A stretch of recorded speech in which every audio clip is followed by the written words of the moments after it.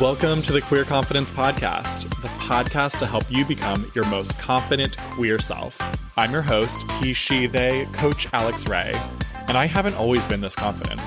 In fact, I used to be super insecure. And through this show, I want to share with you what's worked for me, my clients, and my guests so that you can become more confident. Hello, my unicorns. Oh my goodness.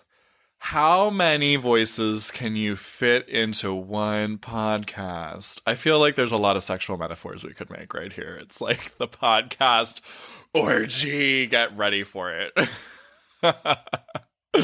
Today, I have not one guest, not two guests, but 6 guests for you. And all 6 of these humans have worked with me in some capacity or another, and they're amazing queer people all over the LGBTQIA plus spectrum. And I'm so thrilled for them to share their stories of coming to understand themselves as queer and coming out. They're just gonna share with you the true story from the heart. What's up?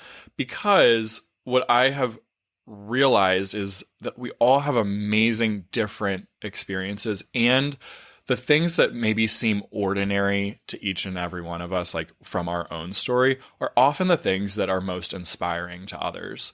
So kick back, relax, enjoy their beautiful voices in your ears, and take away a little nugget from each of them of what inspires you and how you can learn from their story for your own just understanding of yourself.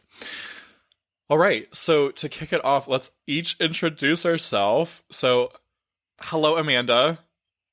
Hi. We have Amanda. We have Michonne. Say hello. Hello, hello. Victoria. Hi. Brian. Unicorns. Cole. Hello, hello. And JC. Hello, magical humans. I wanted you all to be able to hear their voices up front. This is like their little, I don't know, their preview image or whatever, but in your ears. All right, let's kick it off. Amanda, I'm going to have Amanda go first and just share your story, my friend. Tell us, first introduce a little bit hi, here's who I am, and then go into the story, all right? Sounds good.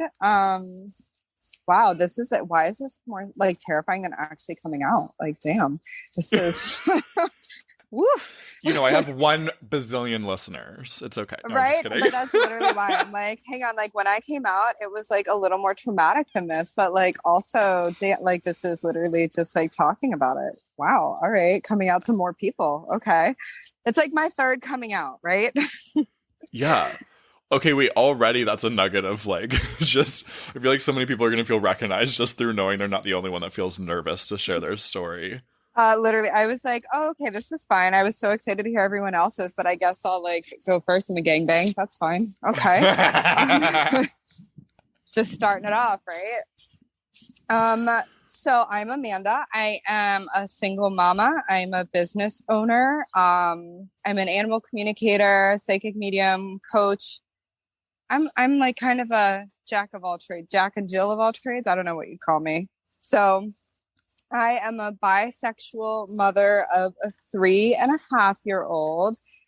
And my story, I get it starts, how old was I? I would have been in middle school when I started. So I grew up Catholic, and in middle school started to realize I had some feelings. I mean, I feel like that's when hormones really start at that point. So you start to notice that your body reacts differently to different humans. And you're okay, I have these feelings and urges, but then I also have this book that's telling me I shouldn't have these feelings and urges for these humans.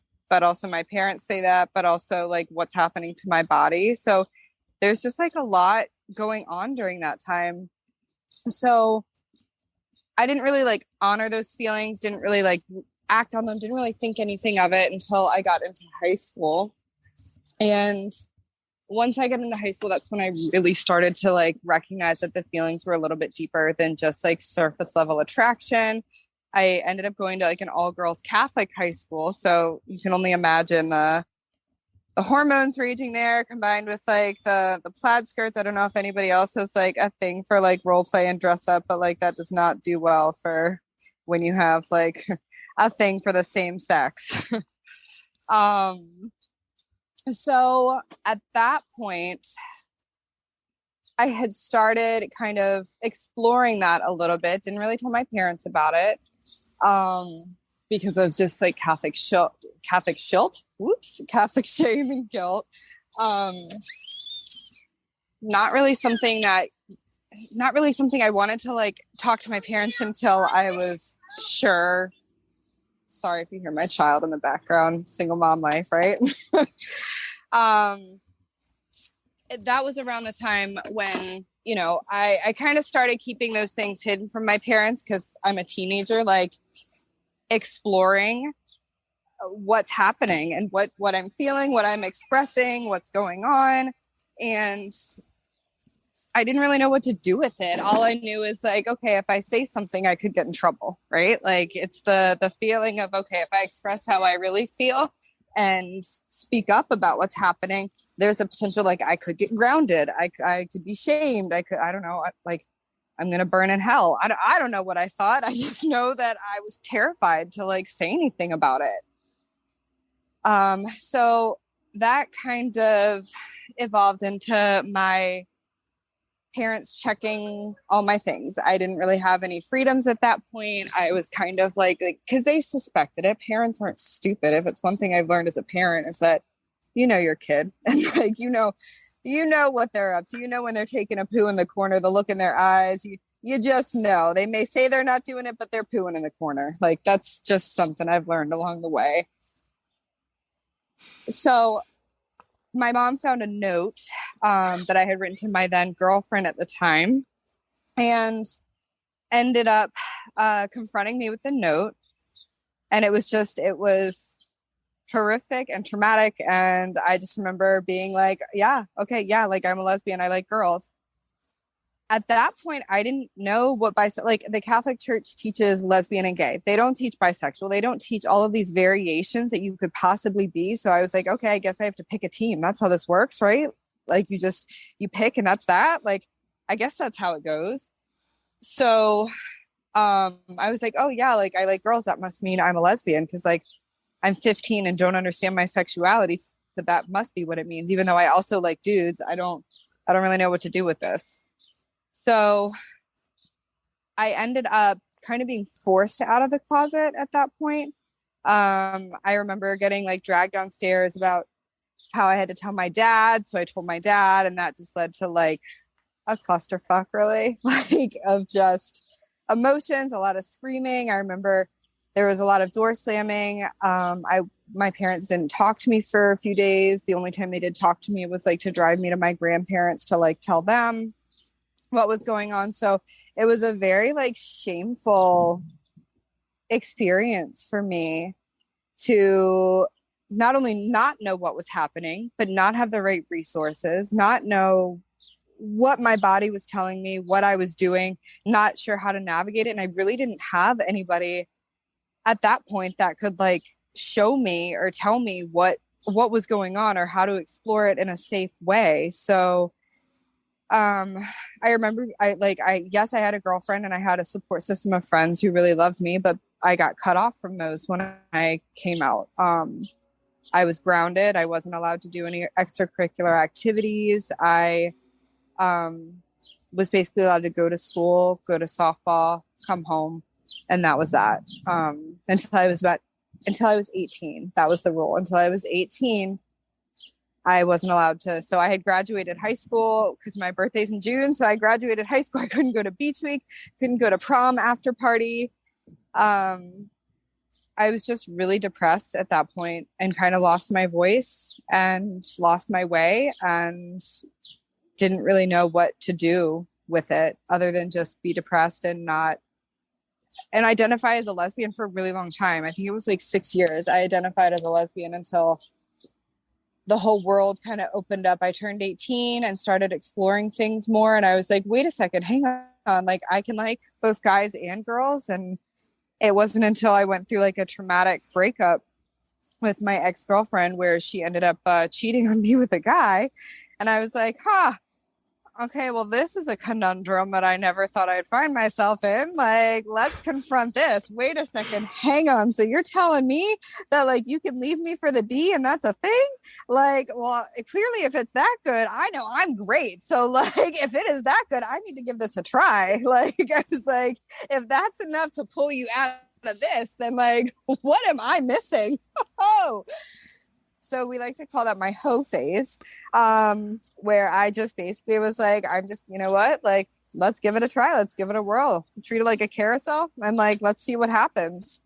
And I ended up kind of like discovering that I was like, all right, like maybe I enjoy the like sexual side of women, but enjoy the relationship side of like that dominance and that like that masculinity that comes with the men I encountered.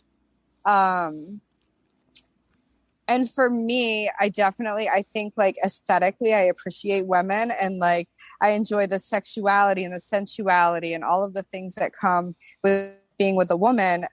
Whereas like I also kind of look for that in a man as well, but it's harder to find because I don't know, I just haven't found the right person yet, obviously. But I did end up meeting somebody who hit all of the right trauma wounds, who hit all of the right triggers for me, who hit all of the right things to pull me into a relationship dynamic that I was like, you know what? I could do this. I could see myself doing this forever. And I ended up getting pregnant with my son after years of not thinking I was going to be able to conceive, and kept him and got married and kind of like just explored myself from there. Like I met Alex and he frankly was the first person that made me comfortable enough to identify as queer and fully embody that and step into that and advocate for it and be comfortable saying like, no, I am a queer woman who has a child. I am bisexual and that's okay. I can love all of the things and have that be okay. So that's my story. Oh my God. I'm like on the edge of crying, so let's like hold on. Deep breath. I had no idea that I had that impact on you. And so thank you, one, for telling me that. And two, like, I think it's so interesting. And I just want to reflect on that real quick. Like, the honest truth for everyone else, for you and everyone listening, is that like, I have had doubts about myself, whether I was like queer enough, gay enough, etc., for years. And well, actually, even today, there's even things that like I do not fit certain boxes, and there, like, I do have insecurity about that. Like, I'm not what am I doing? Who am I doing? Like, am I even allowed to be leading a podcast like this? Right. So that, I think, is just even further evidence that like we never know the amazing influence we can have just by being ourselves. So thank you for sharing your story, Amanda. I really appreciate you being here today. Thank you for paving the way and for giving us a platform to share our story on and like be ourselves. Thank you for kind of paving the way to authenticity for all of us. Of course. Of course. Oh, all right. Amazing. Victoria. No, sorry. Michonne, we're going to hear from you next. Let's go. Tell us a little bit about yourself, and then let's hear your story. All right. Hello.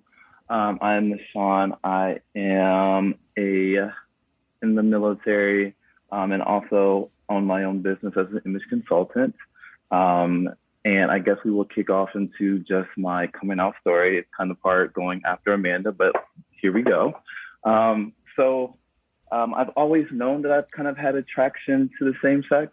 But I think growing up, having parents from the South, they were both military, having parents from the South, and just being Black, there is definitely a stigma that I had growing up about coming out as being gay.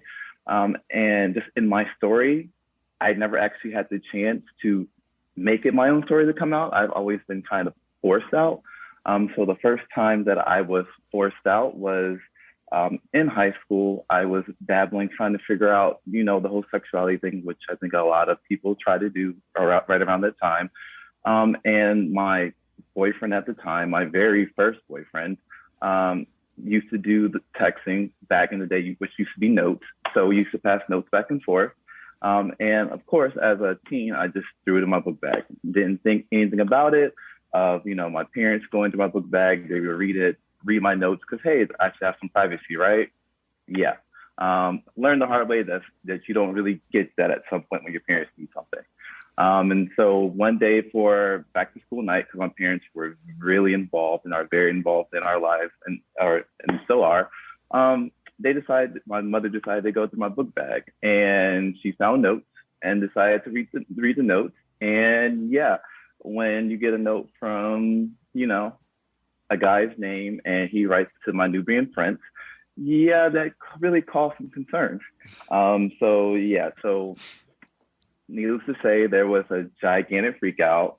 I was actually at my boyfriend's house at the time coming home. We lived in the same neighborhood. My father came down, picked me up, brought me home, and that turned into a whole big blowout discussion, which caused some very huge trauma at the time.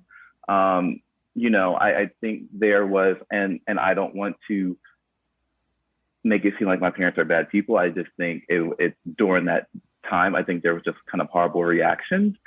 So there was a little bit of physical trauma that happened during that time. Also, I think there were some verbal trauma that happened as well. And for me, to be honest, the verbal trauma is what carried on the longest.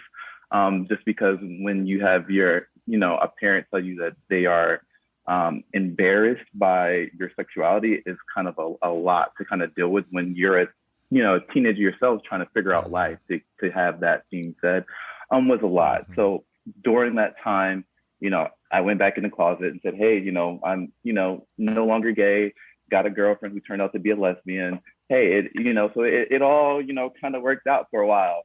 And then, went to college and kind of just was like, okay, I'm in college. I'm just trying to figure myself out and, figure out the dating pool and do everything of that nature. Got another boyfriend, and then kind of end up going through another traumatic breakup. My parents kind of brushed that off because they kind of was like, okay, like, is that a boyfriend? Is it just a phase? Because, parents love to say, oh, it's just a phase. And it's like, yeah, a phase for 8 years. I don't really think it's a phase at this point. So, they thought it was a phase, so they still thinking I was straight. And then I met my ex-husband at the time, and we were dating. And of course, on Facebook, I wasn't going to say, hey, I put that I was in a relationship with a guy, didn't really care. And then I've had extended family that I didn't really talk to, kind of call my parents up and say, hey, is Michonne married to a guy? Which, and I got another phone call and I was like, yeah, no, I'm not married. I was engaged, but I wasn't married. But it always just seems like everybody was very interested in who I was dating and telling my parents before I was able to have that conversation with them of, hey, this is who I am. I've kind of figured it out. Let's have this conversation and kind of the setting that I want to have it. So I was always constantly thrown into people wanting to out me. And then I had to, then have this conversation on somebody else's terms, which now I know I didn't really need to, but I did at that time not knowing. And so I remember I was active duty Navy at one point on sea duty. And I just remember sending my parents a nice, very long text message saying, hey, I don't, to be a disappointment, but yes, I'm gay. Yes, I'm, and maybe I was married at that point because they didn't know, because I didn't want to put them in the situation of knowing.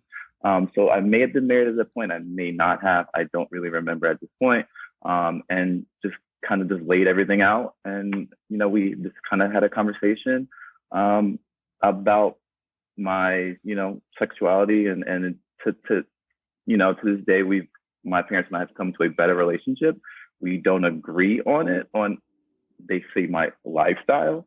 But in the day, I just learned through this whole experience that I can only be me, and I know myself, and nobody can tell me what I know about myself because they're not me.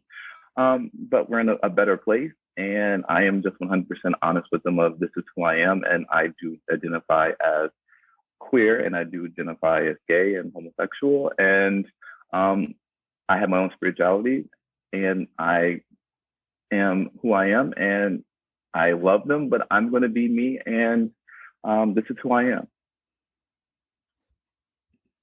I love that. It's tough, and I think this, already it's been a theme. I think for a lot of us in the community, like our relationship with our parents tends to be the one that we're most frightened about losing or changing and coming out. And it just sucks that you didn't get to come out to them on your terms and your timing. Yeah, but it sucks. But I think the best thing about it is I think it kind of forces you to just do it at some point. Because I think for me personally, I probably would have kind of held it in because during that time of my life, I was very much, I don't want to disappoint my parents. And I think having that situation go through a couple of times was like, you know what, this is who I am. And we're just going to attack it head on at this point. I love that. So what you're telling us is that we can use all things like to our advantage. They could all be good for us.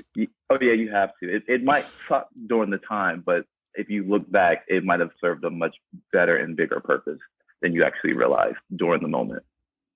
Love it. Thank you so much for sharing your story with us, Nishan. I so appreciate it. You're welcome, sir. All right, next up, Victoria. Share with us who you are, and we can't wait to hear your story. Thank you. All right. My name is Victoria.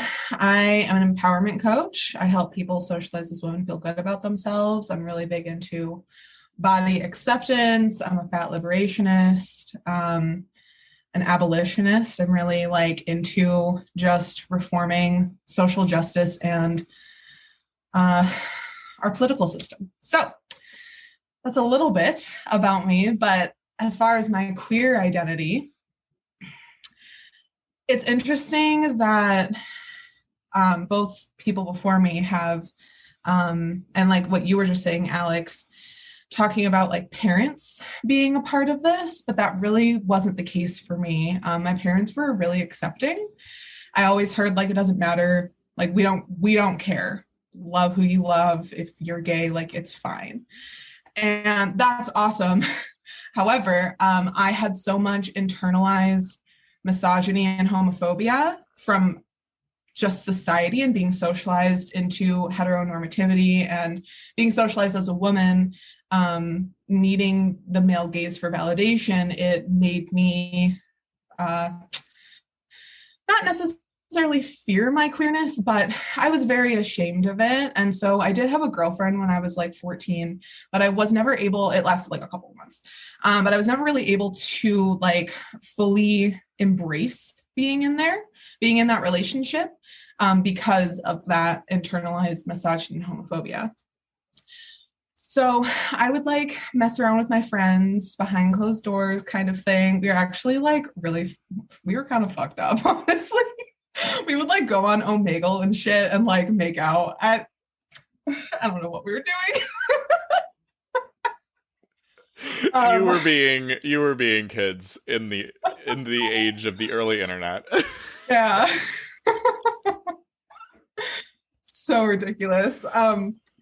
So we would do that. And then I moved to Portland. So I'm from upstate New York. I moved to Portland. I met some really amazing people who are my found family, and really started opening up more to this idea of I can be more open about who I am and being more curious about what it is that I want and what I like and exploring that. So I dated, I think I only dated one woman while I was there, actually. It was brief. And then I moved here to the Midwest, where I don't know why I chose the Midwest of all places to unleash my queerness, but here we are. Now I'm like in the middle of fucking North Dakota, like I am gay. And there's the dating pool is like the size of a pea.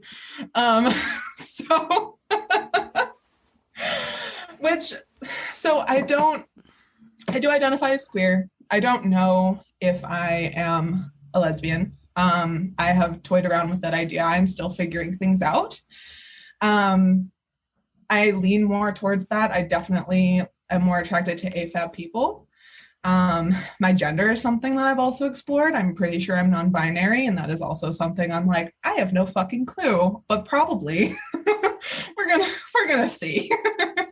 Play around with some things.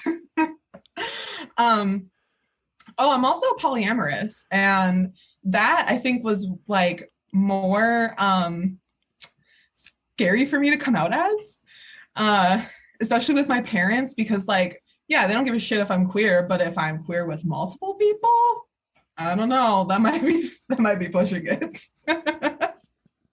Like one queer relationship is enough. 5 of them? Honey. But they were, I didn't really have like an actual coming out with my dad, but like my mom was super accepting. She was like, that's a little weird, but like it's fine. I don't give a shit what you do. So yeah, most of it, I left out a really big part. A lot of the shame that I had about being queer as a child, and still like I struggle with it, is because of my body. I was really terrified of being seen as like the fat dyke. I was very ashamed of like any type of masculinity being associated with me. And as a larger person, especially an AFAB, like being larger, you are seen as more masculine. That's something that like we're kind of conditioned to do, is to hyper feminize ourselves and our bodies. And so like, oh my God, I remember this one time I went out with some guy. That's a fucked up story too, but we don't have to talk about that. The point is that I put socks, like I have a smaller chest. I put like a big pair of socks underneath like my boobs and taped them and like contoured them and everything. Like I just went so out of my way to hyper feminize myself because I didn't want to be seen as masculine. And if I dated women, I felt like I'm 100% going to be seen as masculine. That's unattractive. That's not what the patriarchy has taught me is allowed. And so I did everything to avoid that. And that is why all of my encounters were like hidden and behind closed doors. And now I'm very accepting of my body. I realized that I had an eating disorder for my entire life. I've been in recovery from that for 3 years now. I am pretty comfortable with my body at this point. I'm also very comfortable with my masculine energy. That's something that has been really fun for me to kind of like explore more. And yeah, it's been like very freeing. And it's been like very freeing to learn to, I was actually just talking about this with a new partner of mine. We get very timid around like other AFAB people and pursuing them. And so I've been like learning to kind of deconstruct that and become more comfortable with like being a little flirty or like asking for someone's number or just like complimenting someone that I think is cute. And to me, that feels very much like masculine energy of like, we're pursuing, we're not like, what's the word? Like taking in, we're not receiving. So that's been really fun and scary. It's scary. I get very much queer panic. For those of you who don't know, AFAB means assigned female at birth. So AFAB and then AMAB is assigned male at birth. It's just so I'm not speaking in the binary. That's it. But yeah, I think that's it. That covers my bases, I think. I love it. And you know what really like stands out to me about your story is this amazing vulnerability to share like, hey, I'm actually currently exploring my gender identity. I'm currently exploring my sexual orientation. And I just love it. This is what confidence is, to be able to like, man, I am a contradiction. I have it together and I have nothing together. Yeah, So good. totally. I think like especially with gender and sexuality, I think we want to have like a definitive identity so that we can like come out, you know? But like why? You know, because it's such like a nuanced subject too. Like you and I talked about this actually when I was like really struggling with like, am I a lesbian? Like, what am I doing? Because I'm in a relationship with a cisgendered man. So I'm like, what the fuck? I'm terrified. This is terrible. And you said something along the lines of like, you'll like you don't have to be definitive. You'll figure it out. Like it's okay that there's like this fluidity and there's this like not like yes, you are a lesbian. That's it. There's no going back or moving forward from here. It just doesn't have to be that way. And with gender too, especially. Like that's been fun to explore. Oh, so good. Thank you so much, Victoria, for sharing. Amazing. Yeah, thank you. Of course. All right, Brian, you're up next. Alrighty. Thanks, Alex. For me, my story, I don't know, it feels kind of different. I feel like I'm the elder of the group. I think I'm the oldest person in the room at the call. So giving myself away there. So I'm 46. I'm a life coach and a weight loss coach. I have a science background. So I'm a bit of a nerd as well.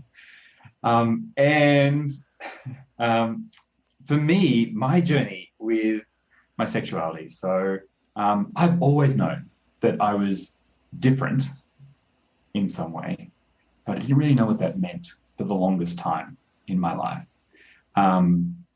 And I guess the story I want to share today is really just my story of kind of reconciling myself with myself and with how I fit into the community, because I think I did the reverse of everyone else. I didn't play around. I didn't explore in high school. In fact, I didn't even really know what was going on, as many of us don't in those developmental ages.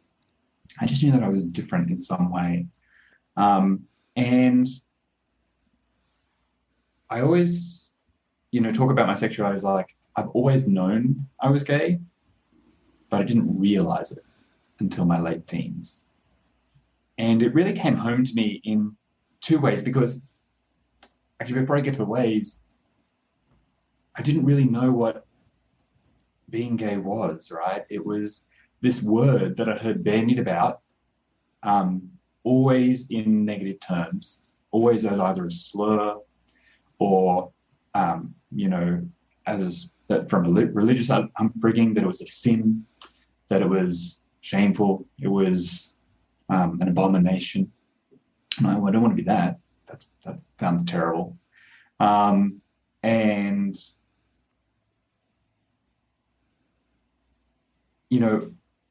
just getting it lumped into, it was always this bad thing. Anyway, that was the conditioning that I knew. It was a bad thing.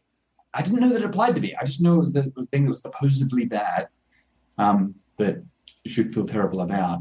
And then it wasn't until in high school, there were two events, as I said, that really made me realize that I was gay. One is, I remember, I don't know, it was early teens, 13, 14, something like that. And we were walking down the street with a group of my friends, all cis het white males. I've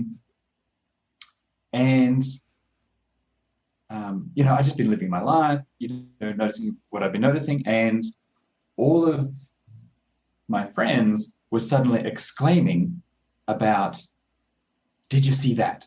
And Victoria was talking about, women being the object of male gaze. There's lots of misogyny here, so I don't want to trigger anyone with that.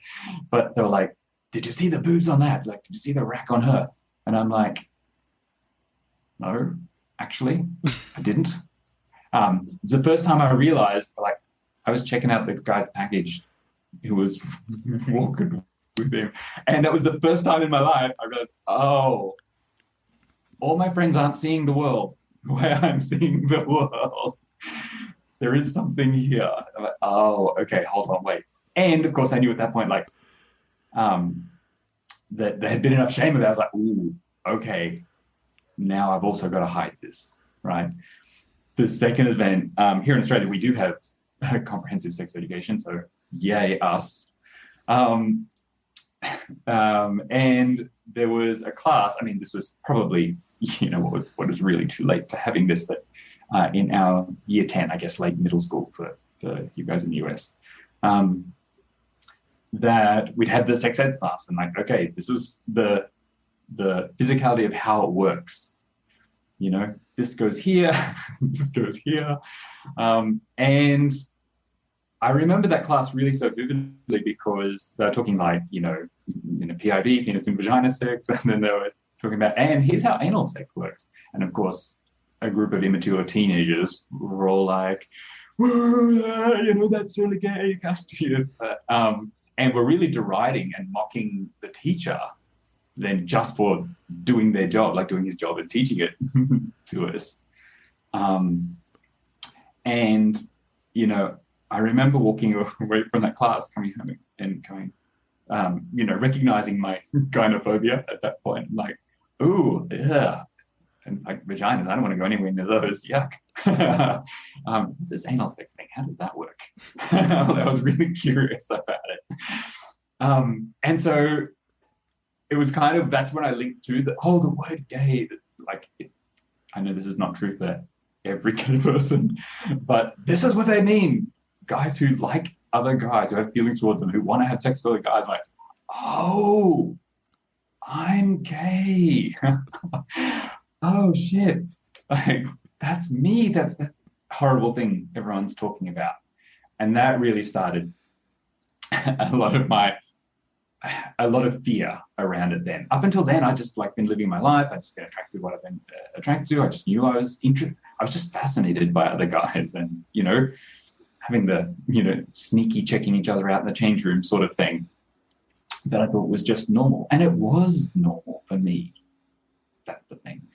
And so all my life, I'm trying to reconcile this idea of being told that this is a decision or this is, a lifestyle, which I think any of us in the lifestyle, I'm doing air quotes for everyone on the podcast, everyone in the lifestyle realize it's not lifestyle, it's just who we are, we're just living our lives. It's just what comes naturally to us.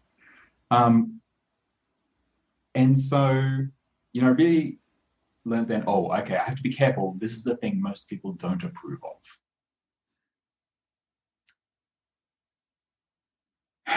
Which kind of sucked because I had a really great relationship with my parents and with my friends. And, my coming out stories, and I say stories because I thought at the time it's a thing you do once. And I've learned that it's not. It's a thing we do many, many million times. Every time you meet someone new, every time you have a new job, every time you move to a new place, every new person is another opportunity to come out again and again. And so, fortunately, I did have support. I remember a conversation with my mother, who's, a real rock in my life, early on. And she claims never to remember to have had this conversation, so it wasn't a big deal for her. But she came to me when I was very young, 8, 9, 10, something like that, and said, maybe it was when I started high school, but she came and said, if you ever get offered drugs or alcohol at school, or if you ever have feelings for boys, you better come and tell me. And I'm like, oh, hold on, wait. All the messaging, this is the just say no to drugs are bad, all this sort of age. And it was like, oh, she just lumped having attraction to boys in with others other bad things. I have to be very careful. But once I had my realization, and I had discovered there was another boy in town back in the days when porn was a magazine you got at a newsagent's or at the corner store, that I've been secretly, checking out this magazine next to the caravan and fishing boats because they had pictures of nude guys in there. and picked it up. And then there was this other guy from a nearby high school who was then very curiously looking over my shoulder at them, like, oh, hello. And very first time in the world, I went, oh, there's someone else who's interested in what I'm interested in here. And from that, I had to come and I couldn't live the lie anymore. I had so much energy, I had so much I wanted to share. I couldn't hold it in. I couldn't keep living. So that's when I came out to my mother. I was shaking. I had adrenaline. She was wonderfully accepting. She's like, okay, well, do you want me to tell everyone? I'm like, yeah, you can tell people. So it took me a long time to come out with her. And then I've got to wrap up, but I know that now, not only were they wonderfully accepting, all of my family have been accepting, have been just fantastic. She's been my biggest support. It did take me a year to tell my dad because I was still scared of his reaction as well. And then all of my friends have been amazing. My biggest reconciliation has been with the community because I, like you were saying, Alex, I didn't think I was gay enough. I didn't think I was interested in all of the things that were typically gay, apart from guys. And it's taken me so long to really come to terms with that. And for now, that's the joy I've been having in the last 12 months since working with Alex as well. For those listeners in the podcast, I now have gorgeous sparkly jewelry that I'm wearing. I have my nails done, this shiny glittery gold. And I've just started playing in the last few months, like not playing with my gender, but playing with gender expectations. So, I've been wearing skirts and fishnets and things like that out in public. I've been doing a burlesque class. I just did my first performance this last week. And I'm out there now provoking. I'm now going, yes, I want you to assume things out of me that, like, assume that I am gay, assume that I am mucking around with gender here. Like, come on, bring it on. Because even if you don't like it, that gives me something to stand for, to reaffirm me, to say, well, this is who I am. And this is what is the most natural thing in the world for me. And I am now showing it and exploring it. Wow. Thank you so much. I freaking love it, Brian. And I love to, we've had a mix now of different reactions with parents. It's so, like, this was what I knew was going to happen. If we had multiple people in the room sharing their coming out stories, everyone was going to be different. So beautiful, so amazing. And it is so wonderful to me to see you just completely letting yourself be seen so much, especially over the last few months. So you are shining. You are so unrestrained, my friend. And it's just a wonderful thing to witness. All right, Cole, you are up. All right. I get to try and summarize the story. It's kind of long. I'm Cole. I'm a coach and business owner, and I am a transgender man, and I'm bisexual. So I get all the extra queer points, I think. The highest score so far. My sister is also, well, she's marrying a woman. I don't know if she's ever dated a man, so but she's never come out to me. So we have, like, the gay competition. And so I, as a teenager, middle school and high school, I knew that I wasn't like everyone else. We'll just put it that way. I had a sort of vague sense of not fitting the expectations. I was never the kind of trans person that knew when I was like 3 years old, like, I'm supposed to be a boy. I didn't have that experience, but I do remember one of the first times in school, I never dressed in a very feminine manner, but I do remember, I think it was in 6th grade, I went shopping with my mom for school clothes, and I specifically bought a dress. Like, this is a thing I'm supposed to do. Like, I'm understanding that from the people around me. Like, this is the expectation. And I remember wearing that dress exactly once. And I went to school. And there are very few times in my life I ever felt so uncomfortable in my body. Like what that felt like and what that meant. It just, I was horrified and I said never again.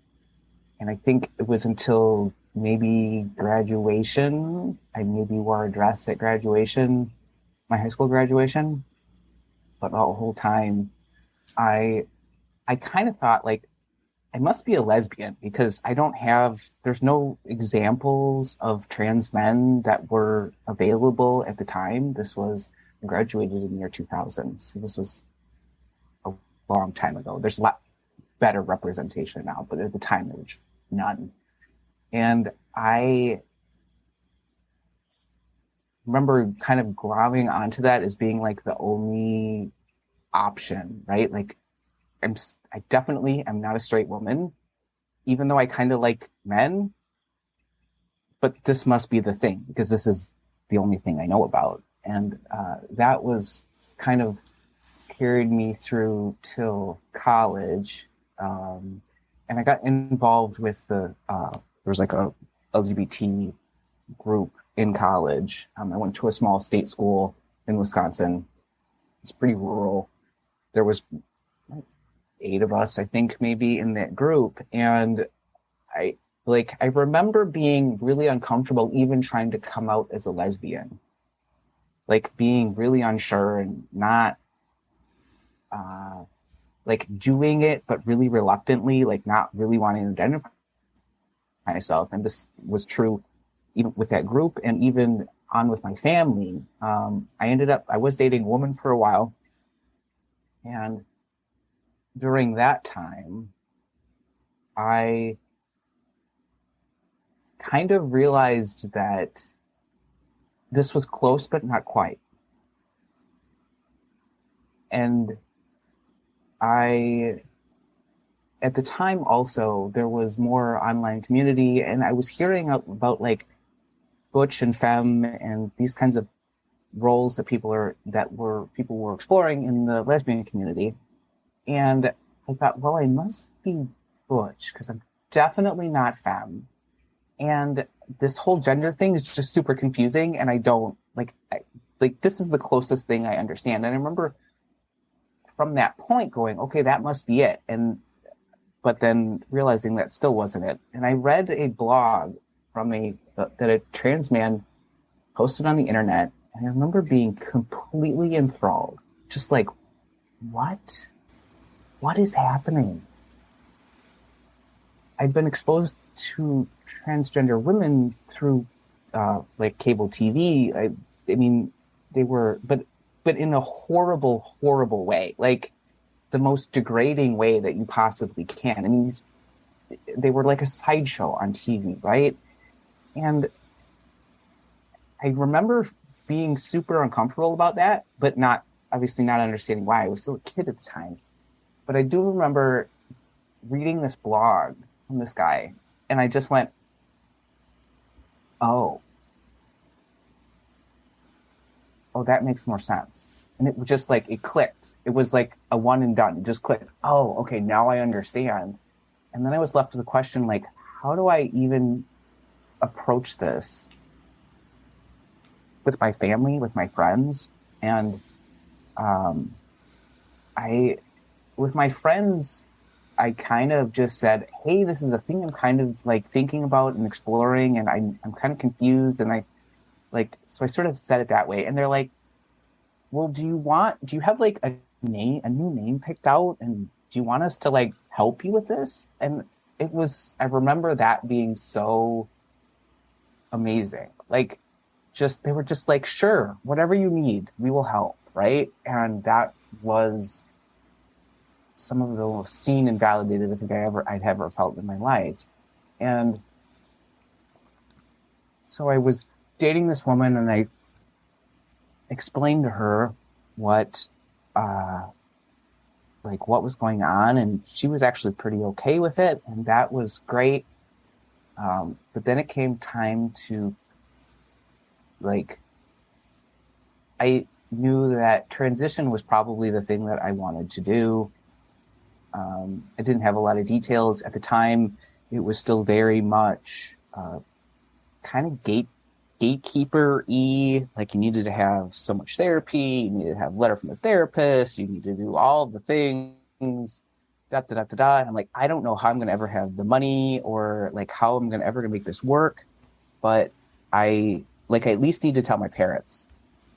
And when I'd had all this support from my friends and my parents, I wrote them a letter, and I gave them a letter, and they basically said, no, you're not. Like, we don't understand what you're talking about. This can't be the case. Like, we don't get it. And on top of that, my mother said, yeah, but what are the neighbors going to think? And I remember being horrified. Like, they were not religious, and I really thought that this was going to be not necessarily a formality, but like kind of like, hey, here's what's actually going on. And it was a clusterfuck. And that was in 2002. Last summer, my dad finally used my name and pronouns consistently. That's how long it took for him to like come around. So that has been a whole journey in itself. But I want to like leave, or like the moral of the story for me is the important part is trusting yourself.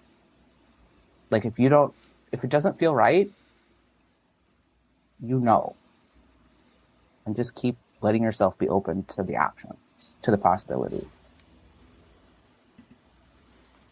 Wow. What a freaking powerful story, Cole. Thanks. Thank you so much for sharing.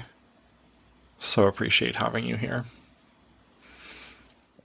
All right. JC, you're up, my friend. Okay. Hi. I guess want to acknowledge in advance that having listened to all of y'all's stories, I'm like feeling emotional. So if I start crying, like I have teary eyes right now, like we're just gonna roll with it. Yeah, I'm JC. I'm a creative coach for weirdos. I especially love my online, well, and in person, I think I might, well, whatever, the decorative planner community. Y'all are dope. I'm also a German studies scholar. I'm writing my dissertation on science fiction literature, German science fiction literature from 1945 to today, which is cool. I grew up mostly in Texas, mostly in Dallas, Texas. And I grew up like a hardcore Bible human. Not because my mom was, not because my grandparents were, none of them went to church, but my great grandmother brought me to church when I stayed with her. She took care of me a lot because my mom was a single mom, and my great grandma lived nearby. And so she took me to church, and it's more that I'm just like a very literal human. I like went to church and I was like, oh, like good, bad, got it. Right. So I like take things very literally, which is why I do amazing work on science fiction, because science fiction is like fantasy literalized in the world. Anyway, okay. Yeah. And so, okay, when I was in like third grade, or before I started third grade, my mom and I moved to a like conservative old money neighborhood in North Dallas called Highland Park. And there, even being like a hardcore Bible human was weird. Like I was just weird. Because a lot of them, like they all went to church, most of them, but they did it like for the community, and it felt like very performative to me. And so like when I was in third grade and we would have these like Bible studies like pre elementary school / like middle school study sessions, whatever, I was like, it like really confused me that they didn't like take the lesson and then like implement it perfectly in their like daily lives, or that it was like they were just there for like, well, not just there. I mean, I think that but like I was just like so literal about it.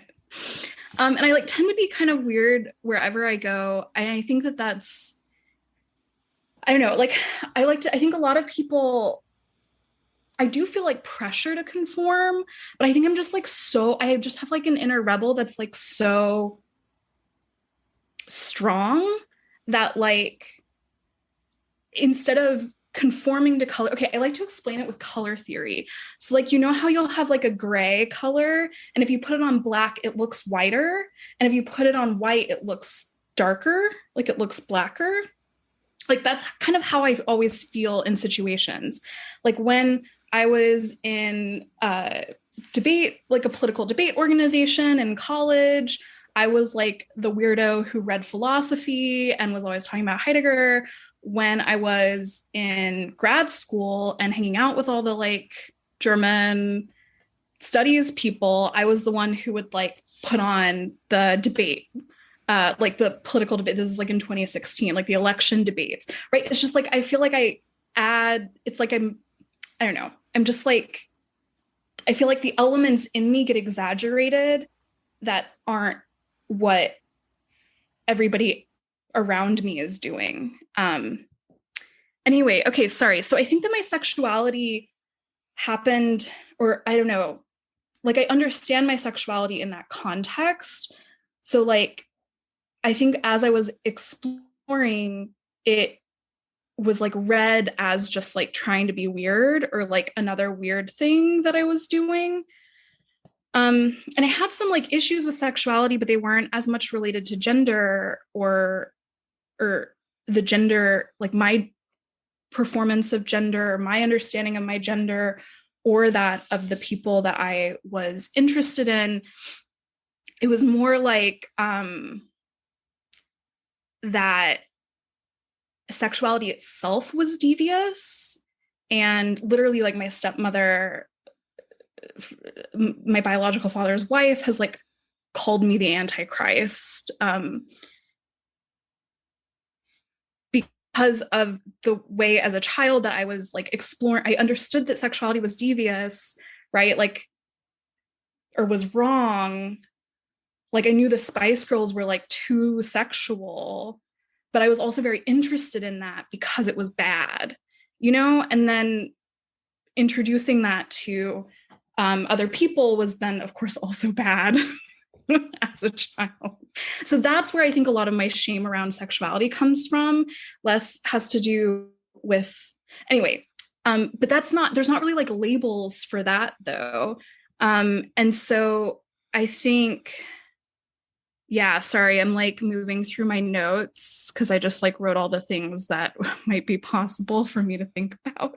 But I generally, I mean, I feel like, I guess for me, which is actually, I mean, it's cool that this is actually like a really prominent story, I think, among what we've heard here, is that like, I didn't identify, like I didn't know or from early on or whatever, like what my gender was, what gender was, what sexual, like what my sexuality was, who I was attracted to.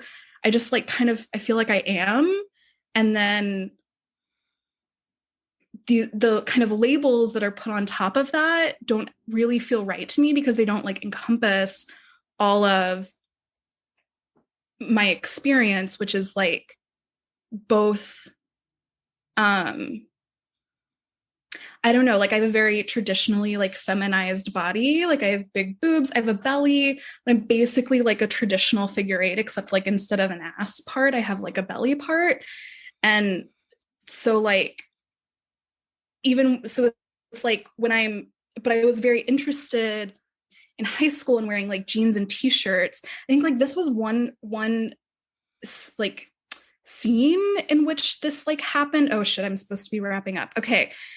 In which this was like lost in translation because like when my mom heard like t-shirt, it was like the fitted t-shirts that were like in like 2007, 2006, and not like the t-shirt that I'm wearing now that you can't see, but which is basically like whatever. Anyway, okay.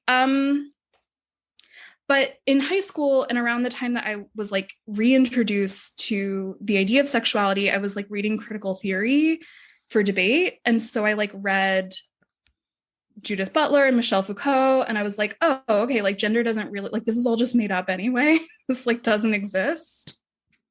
But then I think I continued to feel the pressure of like taking on labels or not. And I'll just like skip to the end, which is that like it wasn't until joining the iconic queer masterminds, like literally in January, that I identified in any way. And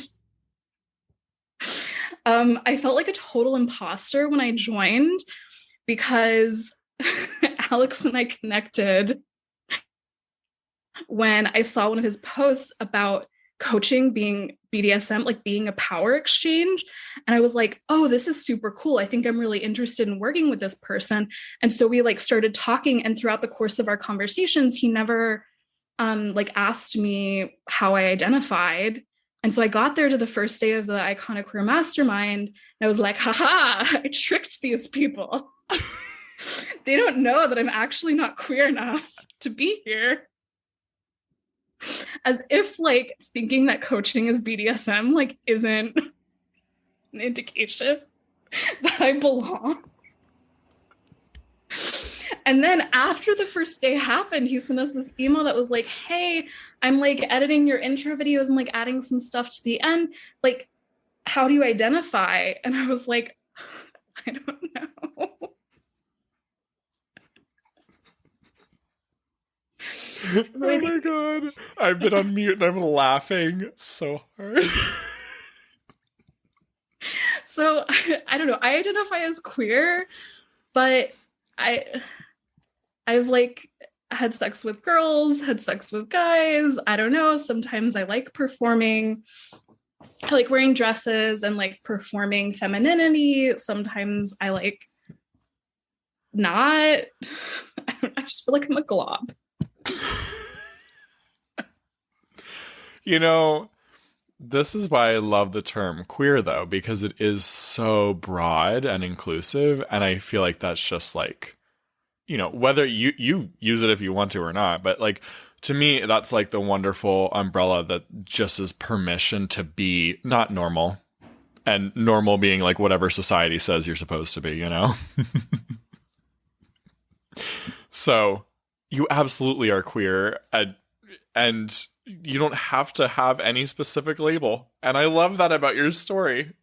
Like, this is also, like, that's also the message that I hope rings true through everything that I say, is that, like, please, you know, you don't have to have some kind of label. The point of labels is just for humans that want to, like, you know, kind of understand things. It's like one simple word that has like a general consensus around it. But even what one person says is gay is different than what another person says is gay, right? So language is limits, and I just like, this is the queerest thing ever, not having a label.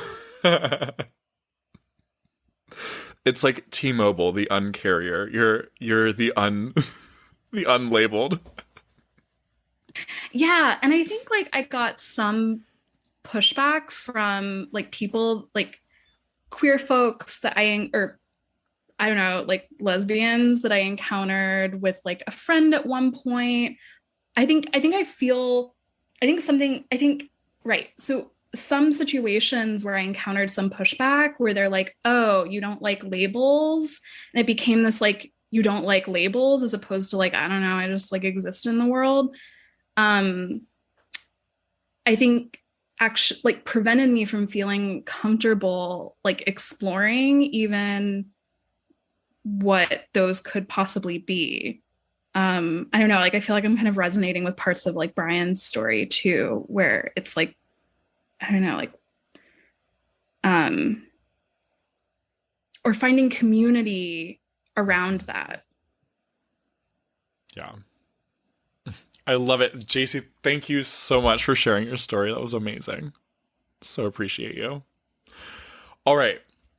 We're going to do once more through everyone. And I would like just to wrap us up here, to bring us home. And I would love for each of you to share just one final piece of wisdom or encouragement for our unicorns listening today. So we'll go in the same order. Amanda, what you got? Some wisdom or encouragement? So I think for me, oh, hang on, sorry. I think I got a phone call for a second. Sorry. I think for me, my biggest piece, I get not even wisdom. I'm not even gonna call it wisdom because like I'm not a fucking like owl. I don't know. Like just for me, like my biggest, I mean, I can talk to them, but like I'd rather not. Like I'd rather just be me right now. Like my biggest thing I've learned, and I'm just going to go based off of what I've learned because that's all I can give you because that's just through my perspective, is I used to be someone who very much disowned my label and very much didn't want to identify. I didn't want to put a label on myself, but I realized it's because I was afraid of the evolution of what that meant. Like it was like a fear of change and a fear of not wanting to label myself wrong and then have to go back and change it. But what I also realized was, you know, I had made a post a while ago about like going to the grocery store and how we have labels for that because that's how we know if it's safe to consume, right? Like, so people want to know, am I safe to consume? Maybe not, but I'm going to put it out there as what I am. So, you know, but like, just in general, like you want to know where your safety areas are. You want to know if you're going to be safe or accepted, or if that's the aisle you even want to be in. Like labels aren't a container meant to keep us stuck. They're actually like a form of freedom that allows us the right to expression within the right setting. So that, and just the fact that we're all just doing the best we fucking can with what we have, like our parents, our friends, all of us. Like, so grace is like the biggest thing I've learned in my journey is you know, yes, my story has a lot of like ups and downs. It has a lot of like moments where I could be very bitter at like what happened, but ultimately I've learned a sense of like grace and compassion through it, understanding that we're all just seeing things through our own lens. And sometimes that lens looks different. So if we can have compassion, it goes a lot farther than judgment. I love it. Thank you for sharing those golden nuggets of truth. Amazing. All right, You're welcome. Michonne. I think the biggest thing that I've been resonating with myself lately, and I could pass on other people, is definitely just to love yourself, feel confident in yourself, and work on yourself. Because when you're confident with yourself, it doesn't matter what other people tell you because you're confident in who you are and your own abilities. And just recently, I've realized when I look at other people that are doing some of the same things I thought, I'm like, I can do that just as good or better because now I have confidence in my own self and my own skills. And that's something I think as queer people, we also need to look into, no matter who you are, is I love myself, I'm confident in myself, and I'm about to step out and show the world what they're going to get. They're going to get all of me of who I am at that moment. I love that. Particularly like all of me in this moment. So good. Victoria. Yeah, so I think the most challenging aspect of coming into my identity has been unpacking heteronormativity, especially in the confines of being in a relationship with a cisgendered man.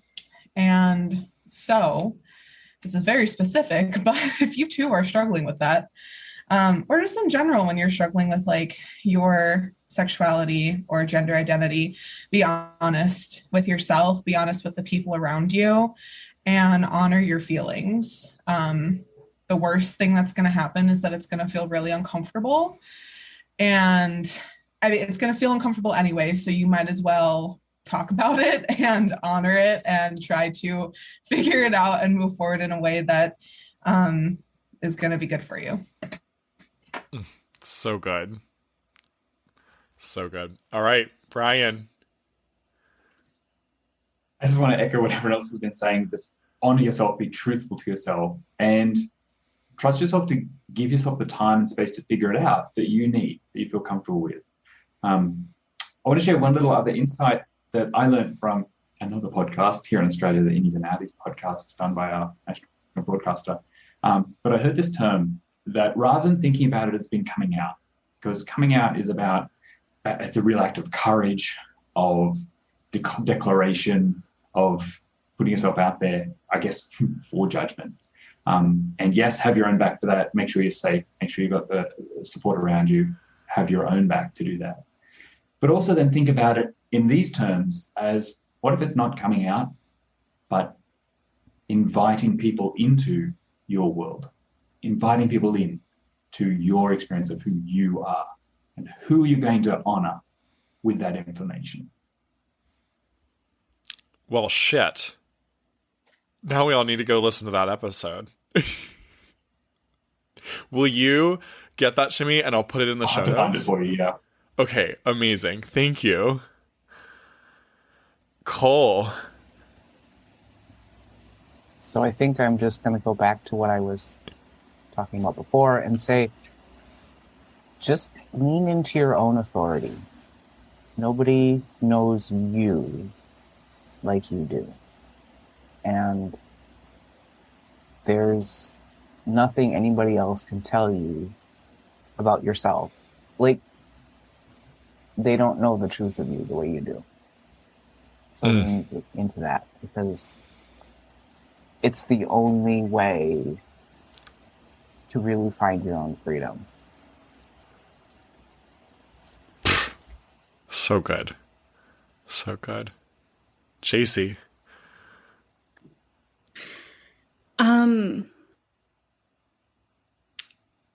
Kind of in line, I guess, with what everybody's been saying, but also with what Cole said at the end of his story was about like trusting yourself. I don't know, I've been thinking a lot about time lately, and like how sometimes we get to a point with something and it has already it has already unfolded. Like once we get, it's like we struggle with something and then we like let it go, and then the answer always was there already, right? Like we have this sense that like it already happened. And I think that that is really in line with like trusting yourself. Like you don't have to, like you can trust the world to like unfold for you, and you can trust yourself to already have known when it's the right time for you to know. If that makes any sense. I love it. Thank you, JC. Oh, holy shit, you all. Amanda, Mashawn, Victoria, Brian, Cole, JC, thank you so much, each and every one of you, for being here with me today, for being here on the podcast, for sharing your stories. I'm honored to know each and every one of you and to have the amazing relationships that we have. And I'm so honored that you came to spend time out of your day to share your stories here. This is just ridiculously special to me. And what a perfect way to close out Pride Month on the podcast. And Pride, of course, is a year-round, infinite thing. But our celebration this month, like what a great way to celebrate June and close it out on the podcast. So thank you so much for being with me here today. For everyone listening, we are going to have, we'll have everyone's social media and everything linked up in the description. So just go down there. It'll be there for you, because otherwise it's going to take too long for everyone to say their thing and for you to type it in, right? We'll make it super easy for you. And I'll also link up that the podcast that Brian was talking about, because man, what a powerful nugget to just invite people in instead of coming out. That feels so much more like safe too. Like it's my container. We can, and we can also tell people they're not invited in. It's so good. All right. Unicorns, you have an amazing week. thank you for being here today, and have a fabulous, fabulous remainder of Pride Month. Celebrate yourself each and every day. And just remember, your story, you as a human, both worthy, worth getting to know, and your story will continue to unfold until the day you die. So there's no rush. Love you all. Have an amazing week. I'll see you on the next episode.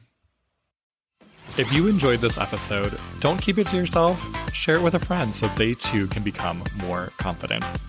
You can also help more people find the show by leaving a 5-star review wherever you listen. And if you want to become a more confident queer with support from yours truly, head to coachalexray.com or use the link down in the show notes. I'm looking forward to working with you.